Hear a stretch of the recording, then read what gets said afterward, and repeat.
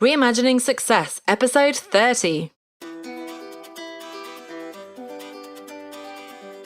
You're listening to Reimagining Success, the podcast where we help you reimagine your future, designing a life and career beyond the 9 to 5 that allows you the freedom, flexibility and fulfillment that you've been dreaming of.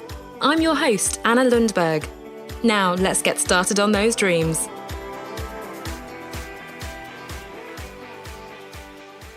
Hello there and welcome back to the Reimagining Success podcast. Now, we have been looking at why running your own business is ideal for when you want to start a young family, how you can go about setting up your business so that it works for your family, and also how to specifically prepare for parental leave or maternity leave, possibly specifically.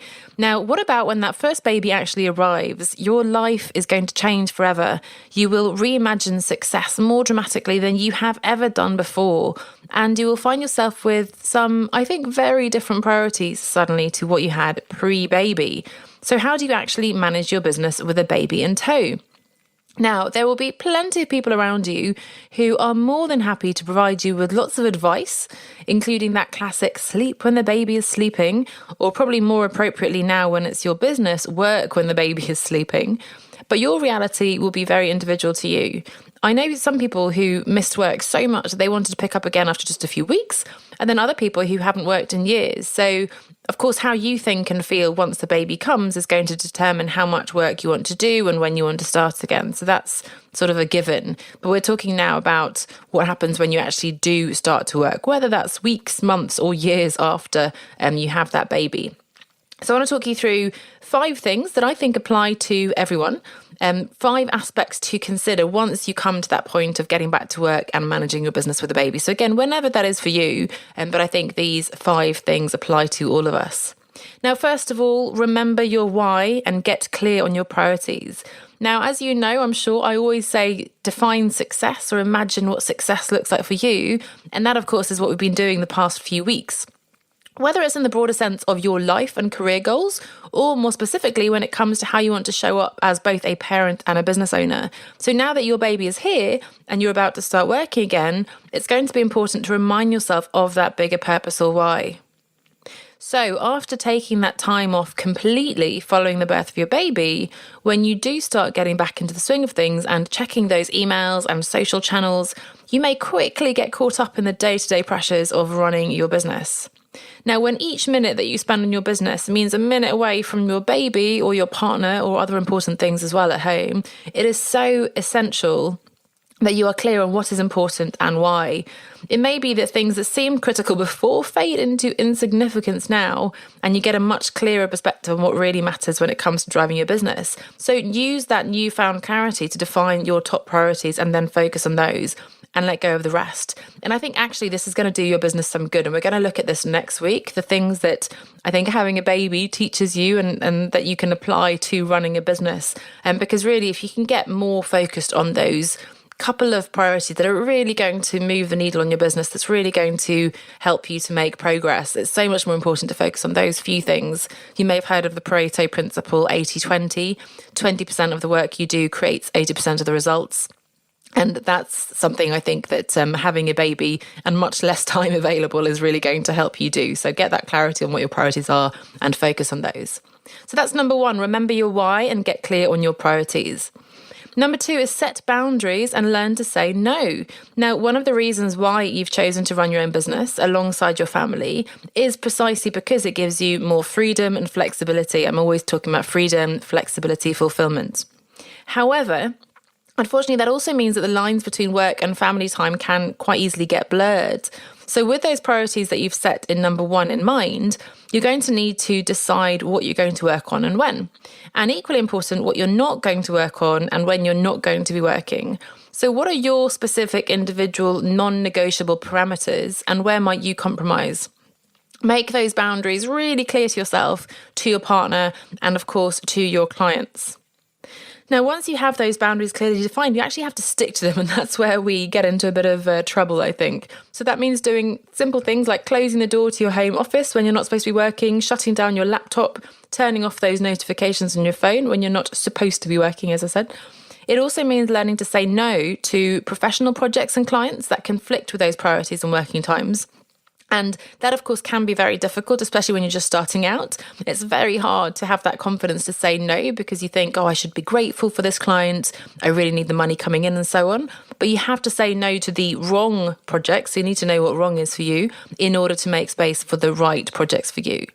So setting those boundaries and living up to those boundaries means saying no to professional projects and clients, but also potentially saying no to maybe your extended family and friends when their requests intrude on your most important priorities that you have identified. Now, I know this sounds a bit ruthless, but you do only have a certain number of hours available each day, and probably now less than ever. So it's really up to you to decide how you're going to spend that time. So number 2, set boundaries and learn to say no. Now, number 3, and I have talked about this a lot, and it's a difficult one, but it's so important. 3 is prioritize self-care and your well-being. Now, I cannot emphasize this enough, and we've talked about, avoiding burnout as an entrepreneur a few weeks ago. It is not selfish to take care of yourself. Even before having children, I've talked about how taking care of yourself means taking care of your business. And let's be honest, your business is not going to survive if you crash and burn. If you burn out, if you're struggling, you don't even have the energy to take care of your business. That's not going to be good for anybody. And of course, now more than ever, you need to make sure that you're fit and healthy so that you can take care of your family and this little newborn baby. So remember what the flight attendants say in their safety briefing, and I've said that many times as well before. Put your own oxygen mask on first before you help anyone else, because you're not any good to anybody if you're unwell, if you're not sleeping, and so on. Of course, a bit of sleep deprivation is inevitable in the first weeks and months after giving birth. And the focus of the limited energy you do have has to be on taking care of that little newborn who is entirely dependent on you. So you need to rest whenever you can. You need to make sure that you're eating properly, especially if you're breastfeeding. And then when you start working, you need to find ways to still take care of yourself. So whether that means getting food delivered to save time on shopping, or listening to podcasts while you go for walks with your baby sleeping in the pram, or sometimes just having a nap and postponing that blog post you had to write because you need to catch up on sleep. So again, this is so individual to you, but you really need to identify what true self-care looks like for you, what you need for your physical, mental, emotional, spiritual well-being. And probably you're going to be focusing at the bottom of Maslow's hierarchy of needs, really survival almost in those first few weeks and months. But again, as your baby grows, as you recover and heal yourself, you'll be able to move up that hierarchy and focus on other aspects as well. But again, prioritize your self-care and your well-being. Number 4 is ask for help. And again, I talk about this so much also because it is a challenge for myself, especially for many of you, I'm sure, listening. There are so many solutions available now to you to make your life easier.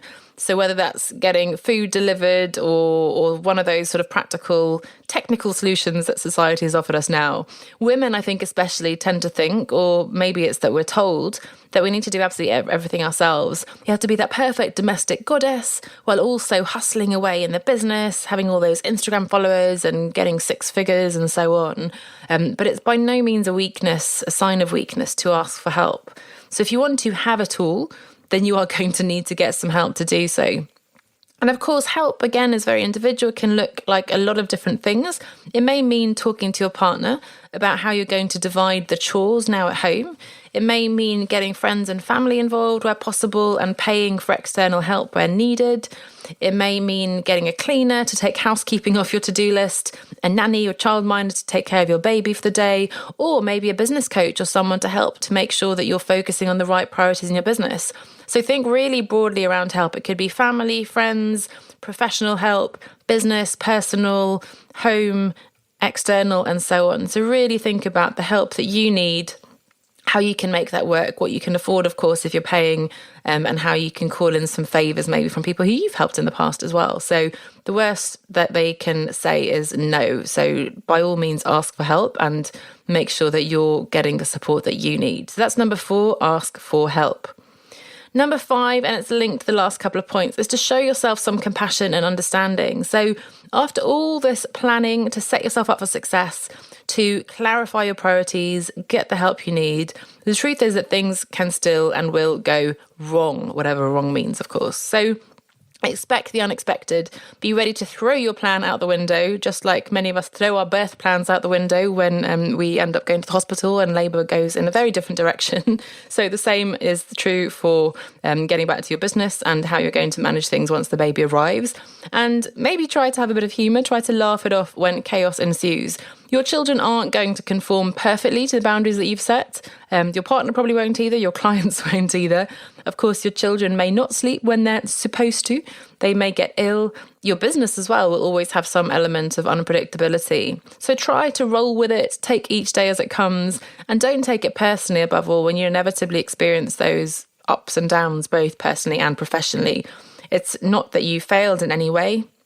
It's just life happens, and we have to kind of deal with that. So as much as we can plan, as much as I've been talking a lot about the last few weeks, setting yourself up for success, bear in mind that a lot of this is going to go out the window when we actually have that child. So above all, know that you're doing your best. Please, please, please be kind and compassionate with yourself. And this is whether you have a newborn baby, a 3-year-old, five-year-olds, toddlers, teenagers, whatever it is. You are doing your best. Be kind and compassionate with yourself and let go of perfectionism. And that's, again, something we'll talk about next week. Above all, again, remind yourself of your why in number 1 that we talked about, what really, really matters, why you're doing this, what really is important in your life. And also, number 4, get help, as we said as well. Know that some balls are going to drop. And there's a metaphor that someone once said to me, and I apologise to that person because I cannot remember who it was, but I found it so powerful. Make sure you know which of those balls that may drop are made of rubber and will bounce right back when you drop them, and which of the balls are made of crystal and will break into a gazillion pieces. Because, for example, your Instagram channel, and even your business, to be honest, is probably going to survive even if you don't post for a few days, while your health, your mental and physical health, by the way, your relationship with your partner, your child's survival is not going to be quite so robust if you neglect them for days or weeks on end. So take a step back, be realistic about what really is a non-negotiable, what really is crucial to do, and you'll probably find that some things, again, that seemed absolutely critical before the baby perhaps aren't so much now, and sometimes things are just going to have to drop, but as long as they're those rubber balls that can bounce back up, or perhaps they're not important balls and you can just get rid of them altogether and you can focus on those crystal balls and really be taking care of those. Hope that all makes sense and I haven't gone off on a tangent there, but I found that metaphor really important. So just to recap again, these 5 things to consider when you come to the point of getting back to work and managing your business with that young baby, or maybe babies, maybe you've got twins, triplets, who knows. So number 1, remember your why and get clear on your priorities. So think back to what success looks like for you, what it means for you, what's most important, what's really non-negotiable, and what's more sort of a nice to have and, again, can be deprioritized perhaps for a little while. Number 2, set boundaries, learn to say no. So important, whether it's in your personal life or professionally as well with your clients.